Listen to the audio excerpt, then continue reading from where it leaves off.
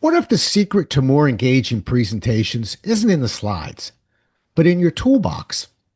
See, on today's show, we're exploring how props, games, and brain science based tools can transform the way audiences learn, listen, and remember.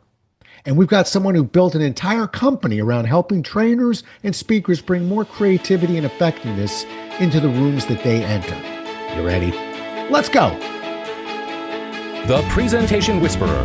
Real-world tips, expert insights, and proven strategies to make every presentation unforgettable. Now, here's your host, professional speaker, and best-selling author, Rob Jellis. Today's guest, Sue Landay, is the owner and president of Trainer's Warehouse. She writes and presents on using brain science to improve learning, and she also has, well, let's just say, an unusual educational background, which I'm going to let her explain. And she'll do a much better job of explaining it than I will. So I'm going to turn it over to her. The floor is yours. Sue, let's hear a little bit about this journey of yours. All right. Well, it's nice to be here, Rob. Thank you for having me. You bet. So it has been quite a journey. So my dad started Trainer's Warehouse back in the early 90s. And at the time, I was just out of college and I was on my way to business school. And actually, I guess I should back up from there. So I went to Yale. It was a nice credential for me. And as I was graduating from Yale, a friend of mine who had a best friend from home who was in the Ringling Brothers and Barnum and Bailey Circus was visiting with them. And he's like, "Hey, Sue, I hear you do mime and gymnastics and all this stuff. Like, what do you think about joining the circus?" And I'm thinking, okay, well, I'm graduating from Yale and maybe I should figure out that job first. But it turns out that the auditions were in New York City at a time when I was going to be there anyway. So I took a little detour, went to Madison Square Garden and auditioned for the circus. And that audition was actually for Clown College. So from Yale to Clown College, off I go, and then do my whole clowning thing, did perform with the show in Japan, nonetheless. And then came to the point where I was sort of ready to start my career and had a few other steps or missteps before I decided to join my dad in the late 90s for this new company that was at the time called Office Images, and convinced him with this business school background that I had that that he should rename the company to Trainer's Warehouse. And was kind of bringing together the fun and the professionalism that, because it was the hallmark or the cornerstone of my early education. Right. So I don't know, how many more details do you want? That was pretty good. I'll tell you the question I want to ask. Chase that one down with is because I had a son that graduated from NYU and then said I'm going to be a comedian. And I did a Ralph Cramden from the Honeymooners way back then, when going hamada hamada hamada what? When you got out of Yale and you said, I think I'm going to try this clown college thing. Was that encouraged by your parents, or did they were they a little bit cautious about that? So I was really lucky. I'm a middle child. I don't know where you are. My dad was a middle child, and he had a really unusual path himself. And so, like, in between the Yale and the Clown College application, I had gotten a job in advertising and I was answering phones and doing kind of mindless work. And so I was ready for a change. But more than that, I think he had in his head that it's good to kind of to follow dreams, to try something different, to take a chance. And I don't know if that's a middle child kind of trait, but he was really supportive. In fact, as I was making the decision once I was accepted to Clown College about whether to attend, the Big Apple Circus was in Boston. And my dad came with me. We said, let's go to the circus and see if we can find a clown there who's been through this program at Ringling Brothers and Barnum and Bailey Circus. And so we found a fellow and I made an appointment to meet with him. And so I guess that's a long answer to my dad was incredibly supportive, and I was, really lucky to have that support. And we're lucky. Who knows? I may have been a comedian, but I was raised by a Marine, and we weren't having actors, comedians, performers. So I had to come in sort of through the side door there as a corporate trainer, and sort of slide in. Okay, So but so we're made of the same stuff, you and me, Rob. Oh yeah. Oh yeah. Oh yeah. We sure are. And I got to tell you, it was funny because I remember kind of being a little frustrated. And then when my son announced he's going to be a comedian, I felt that little twang of, What about business? What? And but it's been a wonderful experience for me. And so good on your dad. And I'm glad that I kind of figured it out too. But For I sure, yeah. yeah, and I don't often do commercials, but I want to tell you, I so love the company that you run.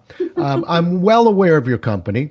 I have been digging in and grabbing little name tags, buzzers, and bells, game show buttons. I can recite some of that catalog. I'm not just blowing smoke at you.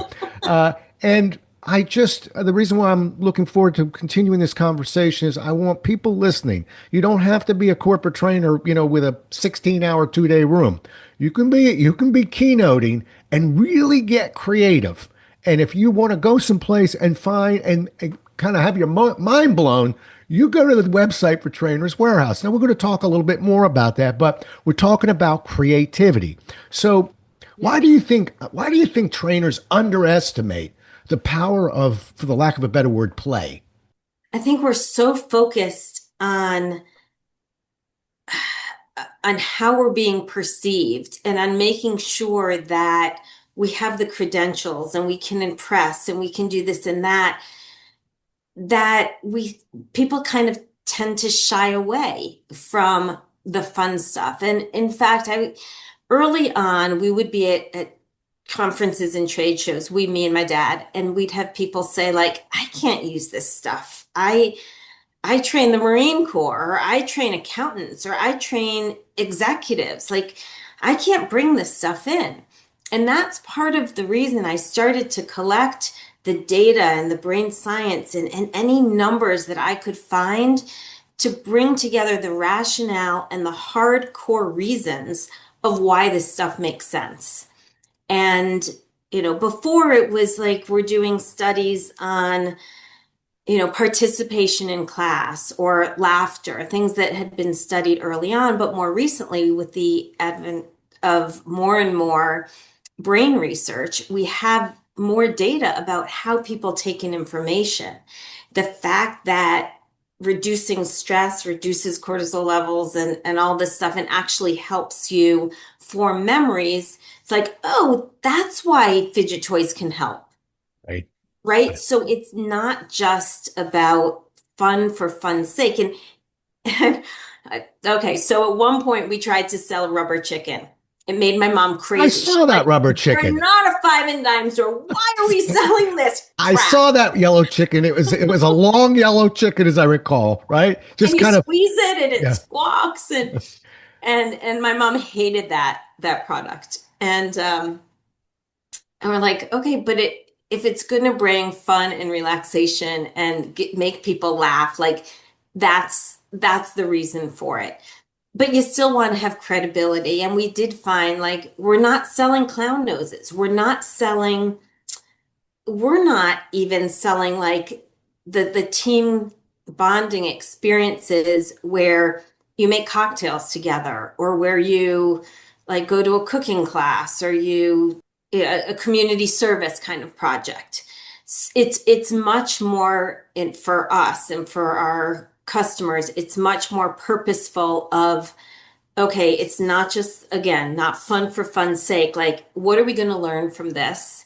And how are we going to transition from what we're doing through this exercise to something meaningful that's going to help us out in terms of our bottom line? Bingo. So sometimes those things, fun helps and it builds relationships, but you need to articulate that and say, this is my purpose and what is the purpose of building those relationships so that we can build trust and deal with shit when it happens. Right. Yeah. right? Those Yeah. relationships can help us achieve those long-term bottom line goals. Yeah, I'm going to simplify it.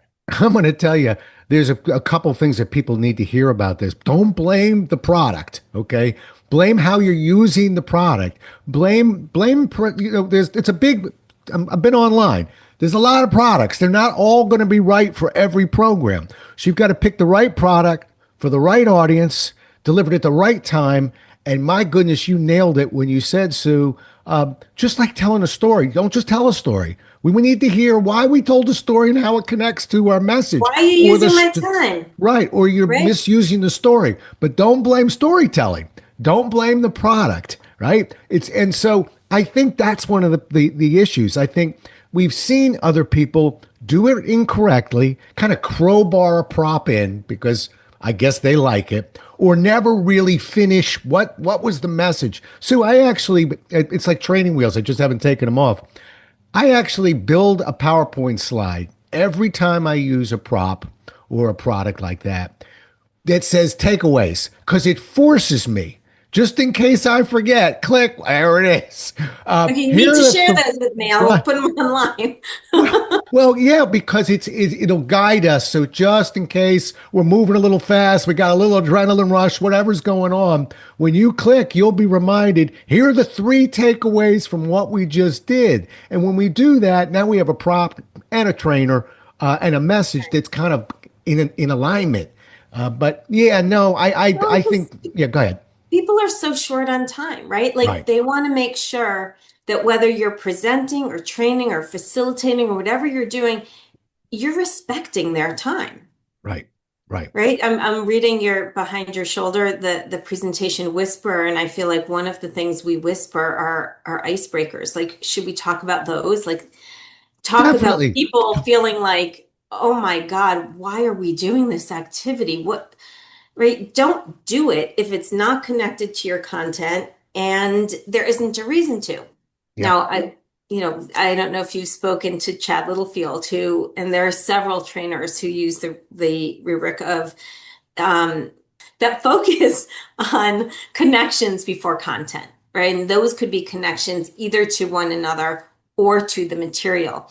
But those connections have a purpose. And the brain science piece behind that is that your brain looks for scaffolding. So by priming the pump and having participants think about what they already know about a topic, it helps to build those memory scaffolds that you can then say, oh yeah, I remember learning this. How do I need to change that? How can I build on it? So if we think of not icebreakers, but openers and context builders and things like that, it brings a different spin to something that's actually really important as part of a training day. Yeah. Well, I'm going to go and defend these icebreakers that you keep whispering about and I wrote an article about it about a month ago because it is a pay me now or pay me later. Listen, when we do a keynote, we got 500 people out there. We don't need to get ourselves into a big, lengthy icebreaker. We're kind of talking to that audience. Please don't quote me on that. But there's a wall. There's a third wall there. But this is called Trainer's Warehouse. And when we're training a group of people and you think you don't have time for the icebreaker, I think we're right on that same mantra. Don't blame the icebreaker. Blame the delivery of it, the timing of it, the one that you chose. Action, right. Right. But if you don't icebreak that group because you want to step on the gas a little bit, go ahead. Now you're going to pay for it because you have a group that's not really coming together. You're not getting a lot of questions. Must be a quiet group of people. No, they're not connected. You didn't ever bring that group. They don't even trust you yet. So for a 1 day workshop, let's say, I'm not going to run an hour icebreaker, but 15, 10 minutes, something that just warms that group up will be the best use of your time that you can do. And Yeah. I fear that icebreakers are sort of almost like, Get a bad name. yeah, it's like a Yeah. right. It's like I used to be a quality instructor for Xerox. We had to stop using the name. We project re-engineering. We came up with other terms because so many people adapted to quality and then didn't implement that we couldn't use the word anymore. Okay. Yeah. Again, we're blaming the process. No, blame the implementation. Yeah. I think the other fact that I've heard that's kind of interesting, and I think this originally came from Priya Parker, who's written on the art of gathering, who talks about the fact that if you can get people talking in the first 5 minutes of a session, they're more likely to talk throughout. Right. And so, as you're opening, whether you're in person or online, figuring out some way for people to just like open up their mouths and say something, a group hello, whatever it is. Maybe not go around the room and say your name and your favorite dog, um, No, but to speak, yeah, I'm right? laughing because not that I use that one, but I'm laughing because that's like the poster child for why people, for the icebreaker. If I'm sorry I butt in on you, but I will say this: I am one that likes to hear a hobby, and I by the way, my favorite is typically I don't want you to introduce you. I want the person to the left of you to introduce you, and then you'll introduce yourself to them, and we already have a little friendship brewing. But think about the why the hobby works, right? Like it lets people learn something about each other that they may not have known and connect about something so that they feel like they know something about each other. Right. But Right? that hobby thing, Sue, I have a completely different reason why I ask for hobbies. Do tell. I ask about hobbies because when I have a learner, remember, not a keynote, now I'm in the pit working with a group of people. Could be 2 days, could be a week. Xerox, my classes were all 2 weeks. I've got somebody who may be stuck, can't make a connection I'm trying to make, just struggling, struggling. It allows me to backpedal and say, Sue, you mentioned that you're a water skier. Remember when you first got up on those skis and you fell down a few times? You thought, I'll never be able. Well, what we're doing here is sort of, I can connect it to something that's familiar to you. So I am writing down those hobbies, not just because I'm nothing to do, but that's my get out of jail free card when I need a connection to somebody that's not connecting something a little bit more technical and they're being challenged. Even better. And I also like the idea of taking that hobby and then saying, okay, we've just learned XYZ about leadership. Let's think about your hobby that you know really well and, create a metaphor. What can you relate that to Yeah, that's going to remind you of something that we've just learned? So right. then again, you're creating that mental connection between something you know and enjoy and love and do a lot and do really well with something new and kind of create those synapses, which could be another interesting spin. Yeah, I love it. By the way, I want to tell you, I'm heading to New York next week. I got your products in my bag. I'm doing What do I we got, have? I'll tell you, What'd you pack? here's what I packed. I got a group that saw me last year, and we're on to a Okay. different topic. And because the client, and it's a day and an hour, we won't worry about the second hour on the second day. Okay. Uh, but, Reinforcement. but they want a review. And I know that they're used to, okay, can I remember this? Can anybody remember that? Nope. I got two flip chart boards ready to go with my own form of Jeopardy. I've got a little bit of play money in my hand. But most importantly, I don't know what you call them, but I have the game show buzzers that allow people to kind of click in when they think they have the answer, blocks everybody else out while I'm listening if they've got it right. And the beauty of that product is if they do, fine. I hit a button, everybody's clear, we're ready for the next question. If they get it wrong, I hit a button, that one and only that one is blocked, and everybody else goes green again. So I'm going to have a very enjoyable review session. Uh, and I'm adding a little energy to it rather than who's got their hand up first. We could do that, Yep. but this is entertainment, right? That we're going to entertain them a little bit. Absolutely. Okay, so me first buzzers. That's Yeah. what you're talking about. Yep. For Yeah. any who are listening. And I'll tell you, I have another product I'm bringing to viewers.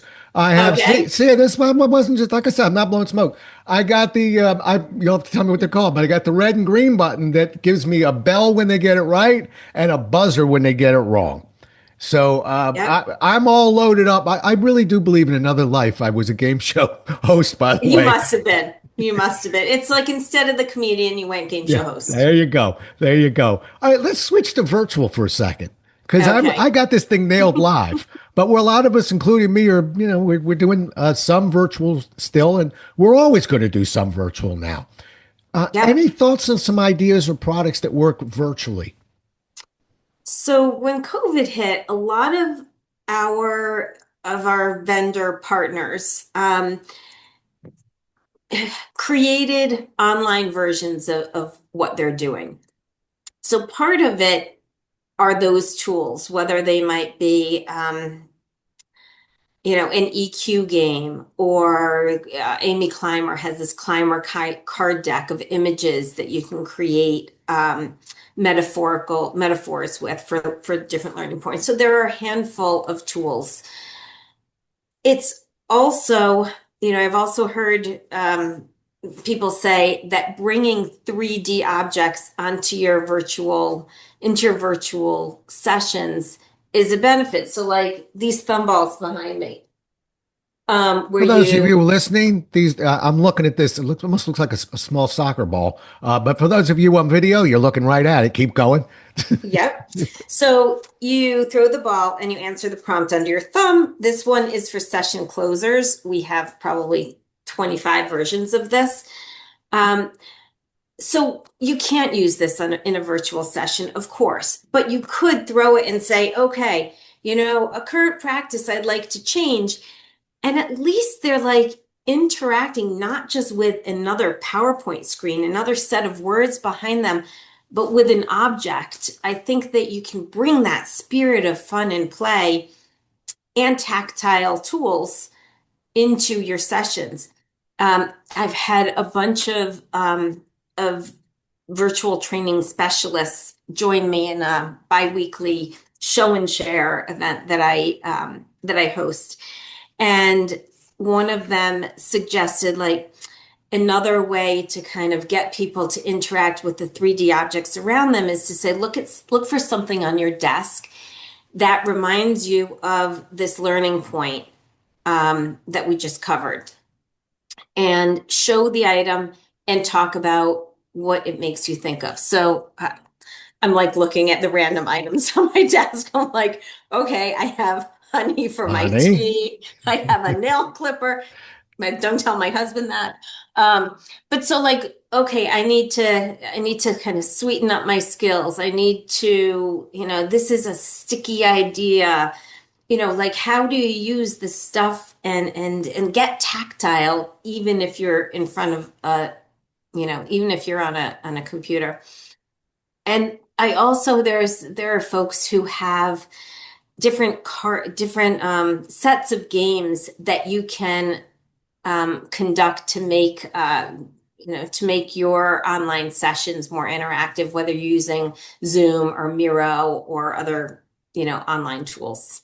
All right, I got So an idea for you, long, and maybe you got it. long-winded. Sorry. You did fine.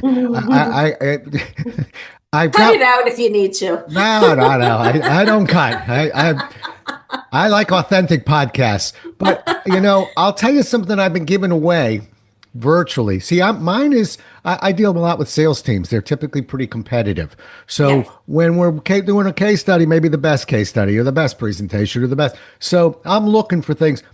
You're going to laugh, and I got into a lot of trouble with this at Xerox 33 years ago. And then the first thing I did when I left Xerox was immediately redo it. Okay. But Perfect. I used to 35 years ago, I used to give away, wait for it now.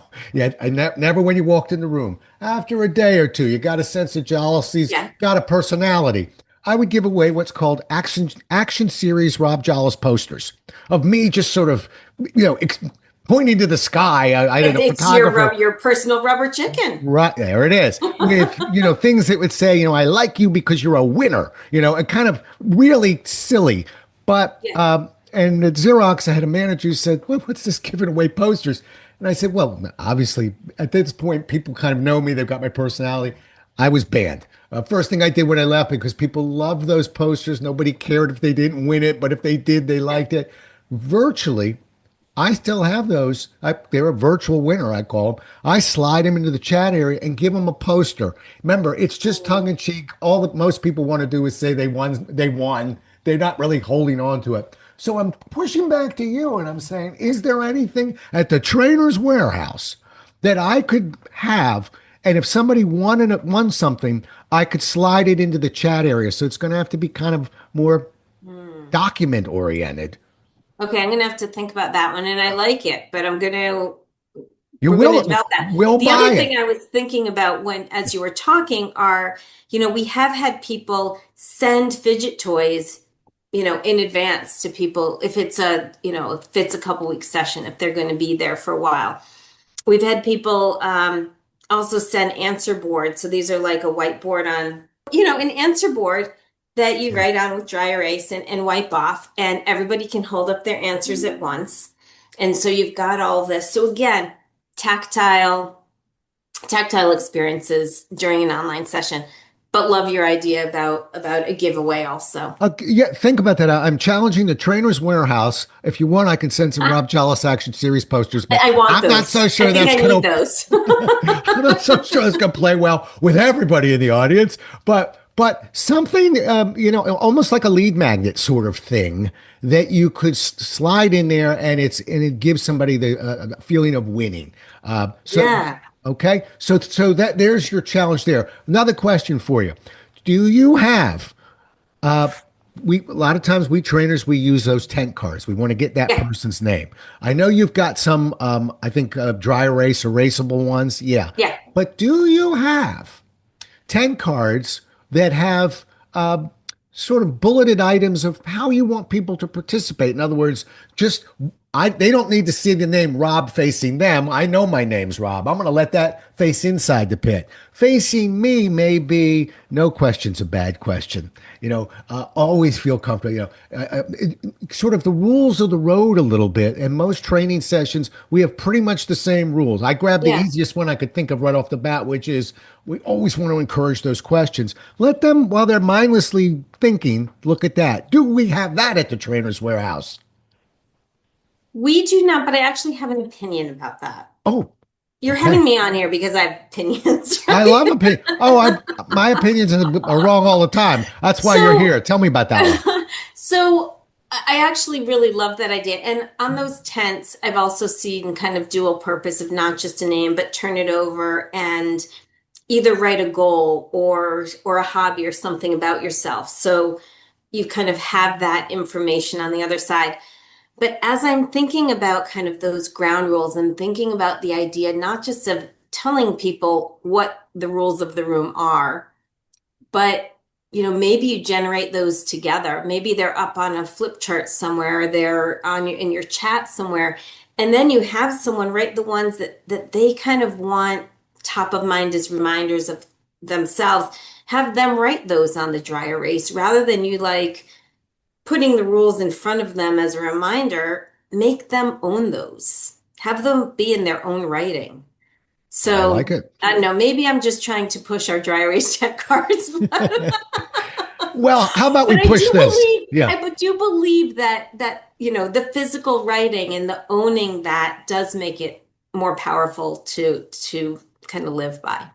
Yeah, I hear you. I hear you. I'll take one or the other. Let's both agree that if you're doing a workshop, particularly when we hit the road, folks, and you're not putting tent cards up there, and you're trying to pull a group of 20 people together, you're really missing a very fundamental, easy move. And you can try the hotel and see what they've got, but they're going to give you some flimsy paper, and they're going to start falling into the pit, etc. So again, I think this is not a nice to know. I think it's a need to have, which is Yeah. whether we have the rules or not. Let's make sure we got a nice tent card. And I think it says something about the trainer when people come in and there isn't just a kind of a piece of paper that somebody looked like they just threw together, but they actually brought in something professional looking. So we've got those names out there. Yeah. I'm a big believer in it. There's another thought about whether you want, and I'm curious about this because we've often said that, in terms of the dry erase, like having people be able to write their preferred name or a nickname is empowering. And then it's like, okay, you printed up Susan, and I really want to be called Susie. Hmm. And although I'm not saying that right now. And being able to just sort of put that on, or I really go by these initials instead of yada, yada, yada. Yeah, So, there's something to say on that side, but I also, what you're talking about, welcoming people and having their names up and having a welcome sign also that says, you know, Julia so and so and these five people welcome, go to room 207 or whatever it is. Like addressing people by name as they come in and being ready for them is really kind of nice. Yeah, I agree. It certainly helps the Yeah. trainer out and it helps them out. Now, sometimes we trainers, we get into rooms where everybody knows everybody, they just don't know us. And then, we're not, this isn't going to be as challenging. But, I'm just sort of thinking in my head, what percentage of Welcome, time, welcome, Rob. right, exactly. I'll have the only name Hi, Rob. tag. Be Yeah, nice to me. yeah. And here are the I wanted rules. to be a Right, comedian, but I'm not right right. now. Here are the rules I've written for myself. Yeah. All right, let's close off with one last question. And if you were to, and this is a tough one because I was trying to figure out how I'd ask this because we've already said that this isn't a one size fits all. I want to know what type of program, what type of audience, etc. But give us, I'll tell you what, I'll make it easy. Give us one of your best sellers for a classic 1 or 2 day workshop on the road. That means not too big and not too heavy. Okay, we got to carry it. Give me something that I can take with me. I'm heading to New York. I got a bag of yours going, but if I were to add one more item, what would it be? Yeah. No, I think it's hard because, as you said, what's going to be right depends on your group. Like, do I pack a ball or do I pack one of these things that has unzip it Right. and to pull out a card and pull out a question? Like, and what topic is on this? Is it, Right. am I focusing on getting to know you? Am I talking about leadership? Um, Even if I'm team building, do people, as you say, know each other already, or are we talking about building skill? Are we talking about All dealing right. with I'm going to change my disruption, question. I'm going to change my conflict? question. All Like right. what is it we're You're trying to right. do? I can't pin you down. Let me see if I can pin you down this way.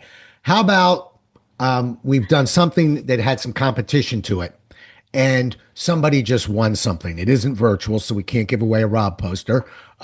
But what's and don't worry about I what the have one for program you, is. actually. Okay, what is it? What's a great giveaway for somebody that won something? Or give away a one of the fidget toys that you have and ask them, okay, what's this going to remind you of each time you use it? So here's one. Here's a Trainer's Warehouse. Okay, there's little three little loops and they're all connected. So maybe I'm thinking about our teaming, that we are connected to each other and we need to rely on each other and come together, but also go out and find other information, come back and share. Yeah. So like, it's not necessarily that one prize for the winner. It's everybody having something that they can take away and apply. All right. Okay. I don't know. That's okay. Well, most professional speakers have books, so we typically give away a book to a winner. And again, Or a poster. well, just don't tell Xerox.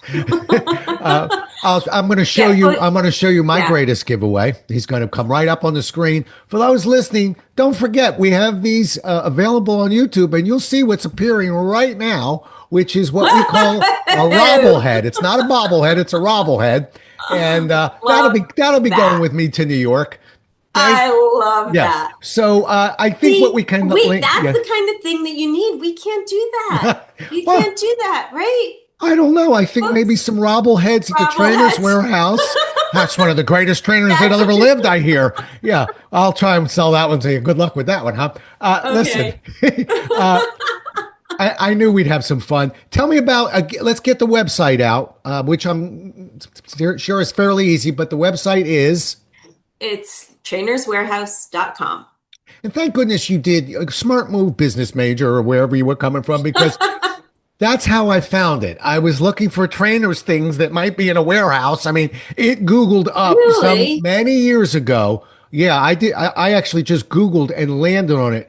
The other name that you threw out, which I'd never heard, was not going to come up nor attract me. But I was actually looking for exactly your company, and it came up with my search. So Yeah. good job on that one. And how do people get a hold of you? You want them to get a hold of So you? all the time, Susan at trainerswarehouse.com. Good. And I can also share my LinkedIn but I'm make myself available, and my email is out there, and do welcome people to reach out and ask me questions. Perfect. And I'm doing something. What am I doing for Trainers Warehouse? Aren't I doing something like Well, we talked about doing a show and share of Yeah. you talking about some of your kind of top tips. So Yeah. we'll turn it around, and I'll bring you on. So we'll All right, figure that out. So keep your eyes open, folks, because I'm going in to talk to the Trainers Warehouse, and I'm giving some of my tips, and the Robblehead will be with me. Listen, Love it. terrific meeting you. Thank you so much for your time, and keep doing what you're doing. We need it. We scratched the surface on creativity just now, folks. Believe me. Go to the website, and you'll be able to search and find just about anything. If you're a trainer, if you're a speaker, Trainers Warehouse, that's the one. There we go. There, I'm looking at the brochure. Excellent. Good. All right. Sue, thanks so much Thanks for having coming in. me. You bet. Well, we'll do it again as well as we can next time, everybody. Until then, stay safe. Thanks so much for listening. If you enjoyed today's show, please follow, rate, and review on Apple, Spotify, or wherever you listen.